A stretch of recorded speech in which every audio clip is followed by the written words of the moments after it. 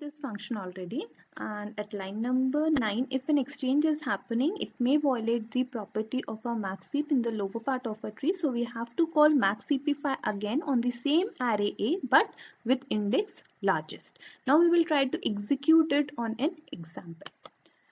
So let's say this is an example which we are going to consider. Here heap size, it is equals to 10 and the length of the array is also 10. And we are calling maxheapify on the array A at index position 2. So this is 2 and we can see that this subtree, that is left subtree of 4 and right subtree of 4, they both are max heaps in themselves. So I can call the maxheapify function over here. So first step, we will compare 4, 14 and 7. Since 14 is largest, so we have to swap A2 with A4.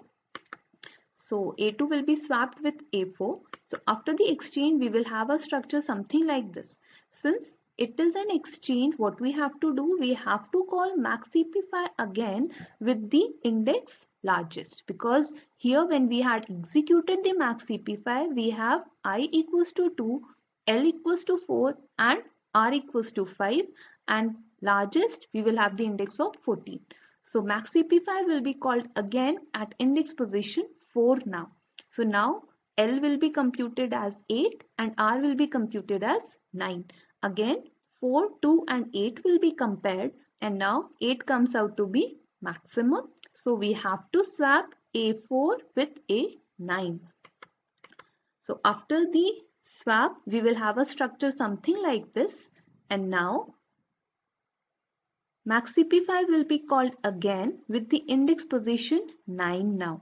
Now first step will be, we have to compute the index position of R. So R comes out to be 2 times of 9, that is 18.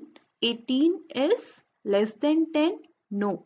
So largest will be updated to I only. So largest is equals to 9. Next, we will compute the value of R as 2 times of I plus 1. So 9 2s are 18 plus 1 19. 19 is again less than 10? No. So our child is not existing. Largest value will not be updated now.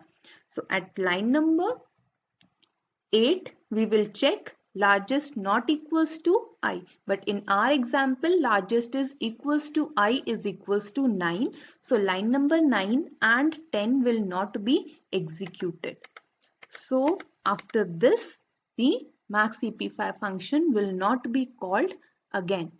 As far as the complexity of maxheapify function is concerned, in the worst case, we can start from the root node and we will call maxheapify at each and every level of a tree.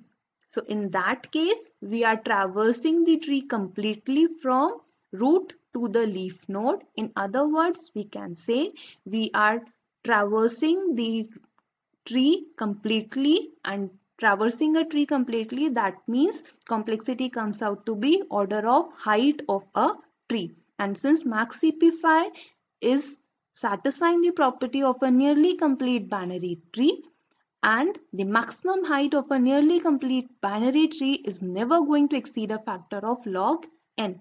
Accordingly, the running time of maxheapify is order of log n. That's